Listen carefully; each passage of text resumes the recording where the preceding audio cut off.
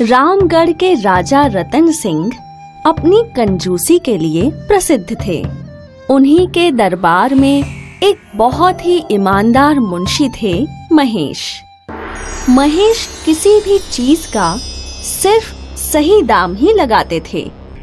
बोलो महेश, इन सब कपड़ों का कितना मूल्य होगा? जी महाराज। व्यापारी, ये बताओ कि ये बुनने में कितना समय लगा? हुजूर, लगभग 6 महीने। ठीक है व्यापारी। महाराज, इन दोनों कपड़ों का मूल्य 100 सिक्के और 5 बोरी अनाज। ये महेश तो मेरा दिवाला ही निकाल के रहेगा। राजा रतन सिंह सोच में पड़ गए और फिर उन्होंने महेश को इशारे से अपने पास बुलाया। महेश, तुम्हें नहीं लगता तुमने ज्यादा दाम बताया है? तुम अगर ऐसे ही दाम बढ़ाते रहे तो हमारा तो पूरा खजाना ही खाली हो जाएगा। नहीं महाराज, मैंने तो इनके कीमत से कम दाम ही लगाया है।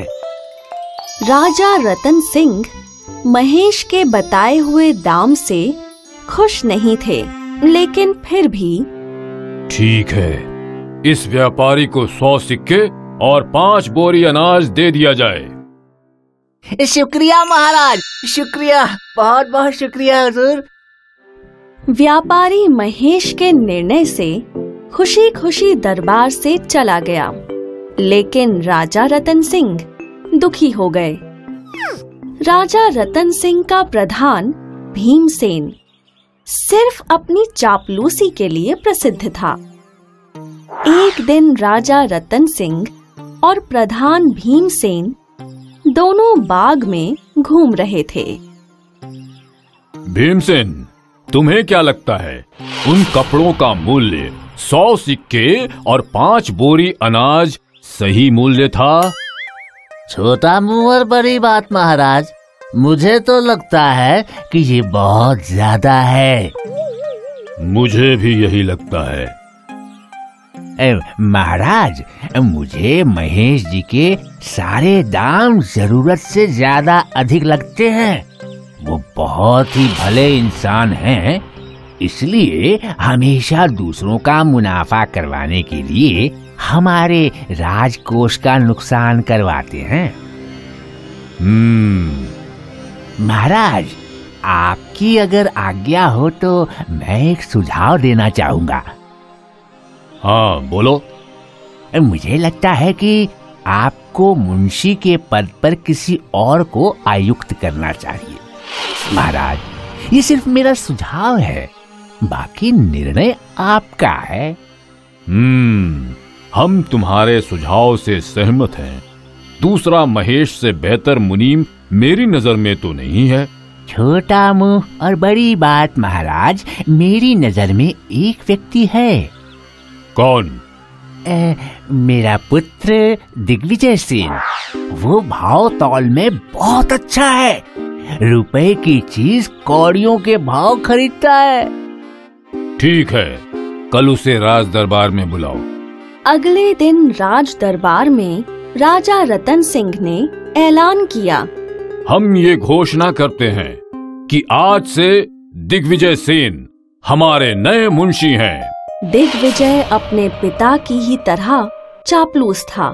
उसने राजा रतन सिंह को वही दाम बताए जो उन्हें सुनने में अच्छे लगे। बताओ दिग्विजय, इस हीरे की अंगूठी का क्या दाम होना चाहिए? महाराज, इस हीरे की अंगूठी का दाम 20 सिक्के और 1 बोरी अनाज है। इस जौहरी को 20 सिक्के और 1 बोरी अनाज दिया जाए। दिग्विजय के दामों से राजा रतन सिंह बहुत खुश थे। एक दिन की बात है, एक घोड़ों का व्यापारी दरबार में आया। महाराज, मैं एक घोड़ों का व्यापारी हूँ और मेरे पास ऐसे ही नायाब 100 घोड़े हैं। मैं इन्हें आपको बेचना चाहता हूँ। क्या आप खरीदना चाहेंगे? दिग्विजय, तुम्हारे हिसाब से इन घोड़ों की क्या कीमत होनी चाहिए?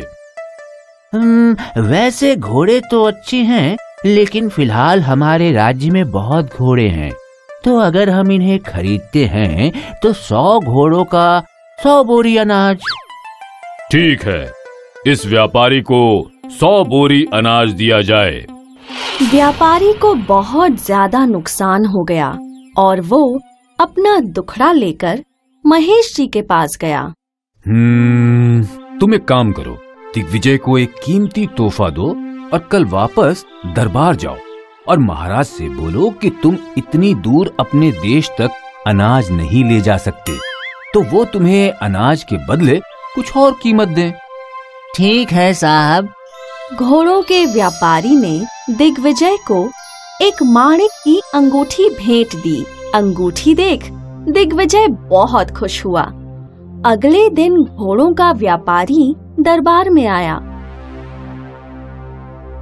महाराज, मैं दूर देश से आया हूँ। मेरी आपसे ये विनती है कि आप अनाज के बदले मुझे और कोई मूल्य दे दीजिए, क्योंकि मैं इतनी दूर इतनी सारी बोरियां नहीं ले जा पाऊंगा। महाराज, आपकी बहुत कृपा होगी अगर आप कोई भी और मूल्य दे सकें। ठीक है दिग्विजय, इन घोड़ों के लिए कोई और मूल्य बताओ। दिग्विजय बोलने ही वाला था, लेकिन उसे व्यापारी का तोहफा याद आया। तो 100 नायाब घोड़ों का मूल्य होगा 1000 सोने के सिक्के। क्या? हाँ? सारे दरबार में कानाफूसी शुरू हो गई। कल ही तो ये इन घोड़ों को आम बोल रहा था और आज नायाब। कल इसका दाम 100 अनाज की बोरी और आज 1000 सोने के सिक्के। महाराज ने गलत इंसान को मुंशी बना दिया है। दरबारियों की ये कानाफूसी सुनकर राजा रतन सिंह को अपनी बेवकूफी पर शर्म आने लगी। उन्होंने एक और घोषणा की। क्योंकि दिग्विजय सेन सही कीमत तय नहीं कर पा रहे, इसलिए हम महेश राठौड़ को वापस मुंशी आयुक्त करते हैं। और फिर महेश राठौड़ दरबार में आए। महेश, तुम्हारे हिसाब से इन 100 घोड़ों का सही मूल्य क्या होना चाहिए?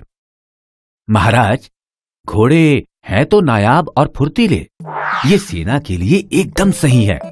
इसलिए इन घोड़ों की कीमत 5 सिक्के प्रति घोड़े, मतलब कुल 500 सिक्के हैं।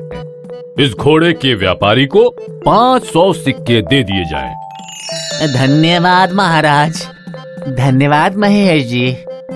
मुंशी महेश की ईमानदारी से घोड़ों का व्यापारी और प्रजा दोनों खुश थे। ये कहानी हमें ये सीख देती है कि राजा को चापलूसियों की बात ना सुनकर अपने और अपने राज्य के हित के लिए सही व्यक्ति का ही चुनाव करना चाहिए।